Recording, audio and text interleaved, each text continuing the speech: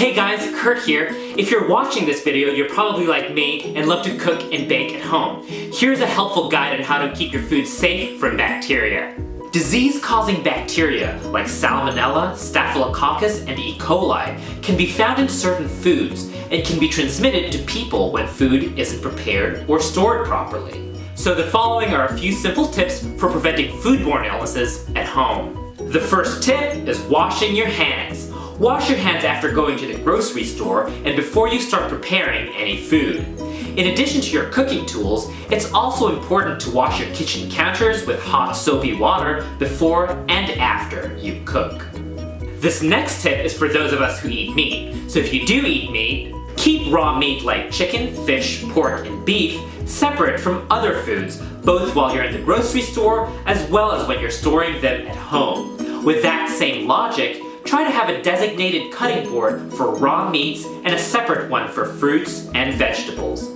And speaking of meats and storing foods, tip number 3 is to always refrigerate your perishable foods immediately. Certain foods like meats and dairy can go bad if left at room temperature in just 2 hours.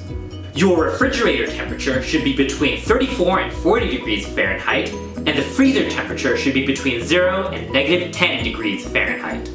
Try to plan ahead of time and defrost meats in the refrigerator. Similarly, always marinate meats in the refrigerator as well. Remember, never ever leave meat to defrost or marinate at room temperature. Tip number 4 is to use a food thermometer. The only way to be sure that meat, particularly poultry, is safe to eat is using a food thermometer. So chicken, duck, and any bird should be at least 165 degrees Fahrenheit in the thickest part of the thigh. Similarly, ground beef should always be cooked to at least 160 degrees Fahrenheit, and pork should always be cooked to at least 150 degrees Fahrenheit.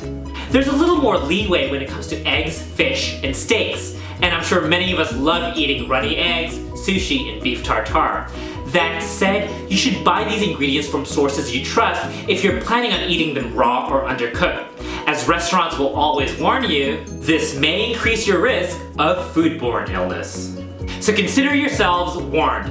Finally, tip 5 is about reusable grocery bags. First of all, I encourage everyone to use reusable bags as much as possible to minimize plastic and paper waste and help the environment. But always put raw meats in a plastic bag before putting it in the reusable grocery bag, in case it leaks and contaminates other foods in the bag.